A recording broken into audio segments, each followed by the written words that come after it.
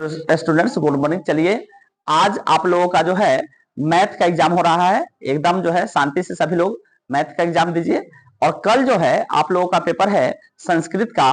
तो हम हर दिन आप लोगों को जो है गाइडलाइन जारी करते हैं। तो आज हम संस्कृत को लेकर के गाइडलाइन जारी करने वाले हैं। आज कल ही आप लोगों का पेपर जो है 19 तारीख को संस्कृत का है। 19 तारीख को है आप लोगों का 19/2 को आप लोगों का पेपर होने वाला है, वह संस्कृत का होने वाला है। तो संस्कृत में देखो बच्चा तो सब पढ़ा हुआ रहता है, लेकिन उसको क्या पढ़ना है, एक दिन में पूरे साल का सिलेबस जो है पढ़ना है। एक दिन क्या मात्र 4 घंटे समय मिलता है। सब लोग एग्जाम देके आएगा। जिन लोगों का फर्स्ट सिटिंग में एग्जाम है वो लोग का एग्जाम जो है खत्म हो जाएगा 12:45 में। तो आते आते 2 बज जाएगा घर पे। सबका आसपास में घर रहता ही नहीं, तो 3 फिर आएगा, थोड़ा रेस्ट करेगा, 3-4 बजे से फिर पढ़ेगा। अब फिर कितना पढ़ेगा, बहुत पढ़ेगा तो 10 बजे रात तक पढ़ेगा। उसके बाद सोना भी तो है, आराम करेगा। ठीक है, तो इसलिए उतने देर में पूरे सिलेबस को साल भर को देखना है, तो किस तरह से देखा जाए ताकि जो है अधिक से अधिक नंबर आए। तो बहुत लोगों को पता नहीं रहता, सारा गेस को एकदम रटता रहता है। तो कहां से कौन सा क्वेश्चन आता है उस तरीके से पढ़ना है। तो मेन वही होता है कि आप जो है योजना किस तरह से बना रहे हैं। ठीक है, लड़ता तो सब है लेकिन सफल वही होता है जो रणनीतिकार होता है। ठीक है, तो इसलिए हमको उस तरह से पढ़ना है जो एग्जाम में सवाल आए। जैसे कि हिंदी का पेपर कल है हो चुका है, तो हिंदी के पेपर में बहुत सारे लोगों का, बड़े बड़े चैनल वालों का नहीं चला है, गेस उतना नहीं टकर। लेकिन हम जो बताए थे उसका 100% जो है आया है। 100% जो है आया, 100%, एक भी इधर उधर से नहीं, जो बताए वही केवल आया है। ठीक है, चलिए तो हम आपको क्या पढ़ना है मैथ के लिए भी बताए हैं, जो उसी हिसाब से आप पढ़ के जाइए। जो लोग का सेकंड शिफ्ट में है, फर्स्ट शिफ्ट में है, उन लोग का एग्जाम जो है शुरू हो जाएगा 9:45 से। ठीक है, आगे देखते हैं 9:30 से। सब्जेक्टिव सबसे पहले तो आपको 50 मार्क्स का ऑब्जेक्टिव पूछा जाएगा। 100 मार्क्स का ये पेपर होना है। ठीक है, ठीक है, 100 मार्क्स का पेपर होना है, जिसमें 50 मार्क्स ऑब्जेक्टिव रहेगा और 50 मार्क्स सब्जेक्टिव रहेगा। तो ऑब्जेक्टिव में बाद में जिक्र करेंगे। सबसे पहले ऑब्जेक्टिव में बच्चा तो है रटा हुआ रहता है, लेकिन रटने से नहीं टकराता, याद रखना। यहाँ सब्जेक्टिव जो 50 मार्क्स है, इसी में बच्चों को लिखने में दिक्कत होती है। तो संस्कृत में सब्जेक्टिव किस तरह से लिखा जाए, तो इस 50 मार्क्स में जो है सो आपको 13 मार्क्स का जो होता है वह क्या होता है, अपठित गद्यांश होता है। क्या होता है, तो अपठित गद्यांश होता है। अपठित गद्यांश का मतलब है कि आप पढ़े हुए नहीं हैं, मतलब कि एक गद्यांश रहता है जो आपके बुक का नहीं रहता, वो कहीं से भी हो सकता है। ठीक है, उसको पढ़ करके उसका आंसर देना। तो इस 13 में से एक रहता है 7 मार्क्स का पैराग्राफ और एक रहता है 6 मार्क्स का पैराग्राफ। ठीक है, 7 मार्क्स का एक रहेगा, एक मतलब कि आपको पैराग्राफ मिलेगा, एक पैराग्राफ रहेगा, उसी को पढ़ करके और उसका जवाब देना है। ठीक है, 2 नंबर रहेगा, एक नंबर का। 7 में से कैसे कैसे रहेगा वो जरा समझ लीजिए। 2 नंबर का एक नंबर है, एक पदेन उत्तर, मतलब कि एक पद में, एक शब्द में उत्तर देना। और 2 को क्वेश्चन रहेगा आपको 2 मार्क्स का, वो पूर्ण वाक्य में उत्तर देना। ठीक है, 2 दूनी 4 2 6 हो गया। एक तो रहेगा जो शीर्षक रहेगा, उसका हेडिंग लगाना कि इसका, जैसे मान लीजिए कोई कहानी हो गया और उसका हेडिंग, जैसे हिंदी का किताब हम लोग पढ़ते हैं, संस्कृत का पढ़ते ऊपर हेडिंग रहता है ना जी, कि कौन सा पाठ है। ठीक है, तो उसी तरह से हेडिंग आपको अपने से लगाना है। तो 1 नंबर का वो रहेगा, तो 6 1 7 हो गया कि नहीं हो गया। अच्छा, यहाँ जो 6 मार्क्स में पूछेगा, 6 मार्क्स में पूछेगा, वह क्या पूछेगा, तो 6 मार्क्स में आपको सवाल पूछेगा तो वही गद्यांश से रहेगा, लेकिन उसमें हेडिंग नहीं लगाना रहेगा। तो 6 मार्क्स हो गया, हेडिंग का 1 नंबर कट गया, तो 6 नंबर, तो 7 6 13 नंबर आपको एकदम थोड़ा सा दिमाग से उसको संस्कृत अगर पढ़ने आता है तो केवल संस्कृत में लिखा हुआ रहेगा, पढ़ना है, उसमें से आंसर को छांटना है। एकदम आसान है।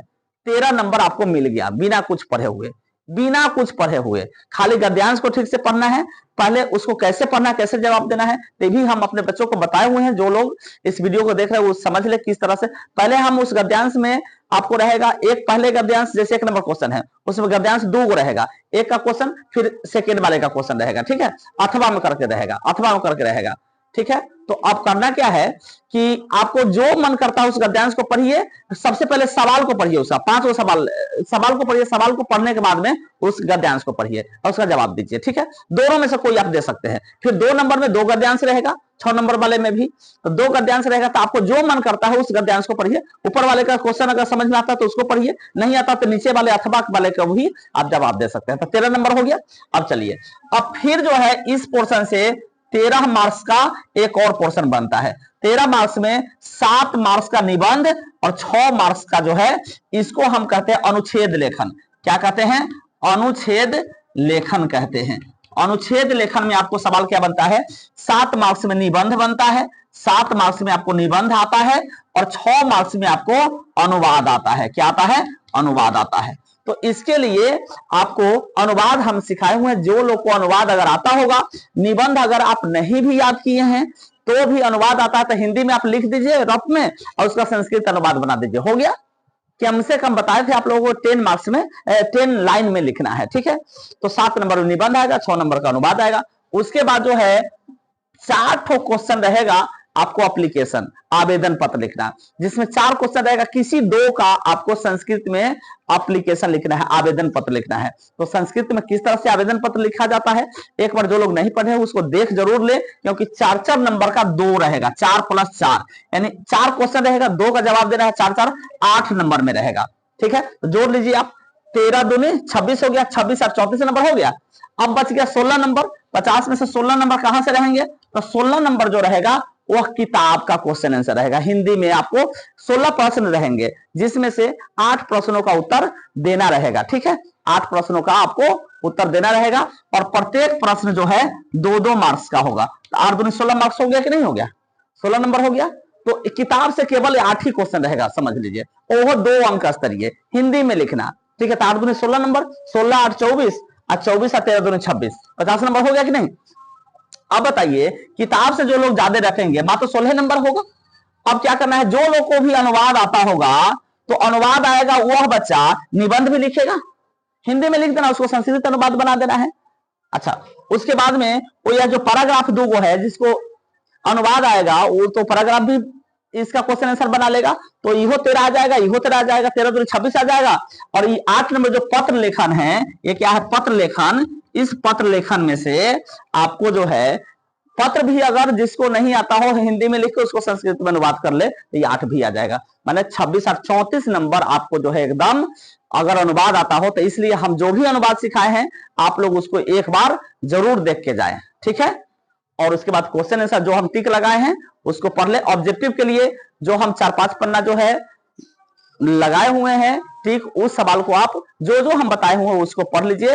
और उसके बाद बालक शब्द, लता शब्द, ये सब धातु रूप, उपसर्ग, प्रत्यय, समास, यह जरूर आप एक बार देख लीजिए, ठीक है। थैंक यू, धन्यवाद। आप लोग एकदम शांति से एग्जाम दीजिए।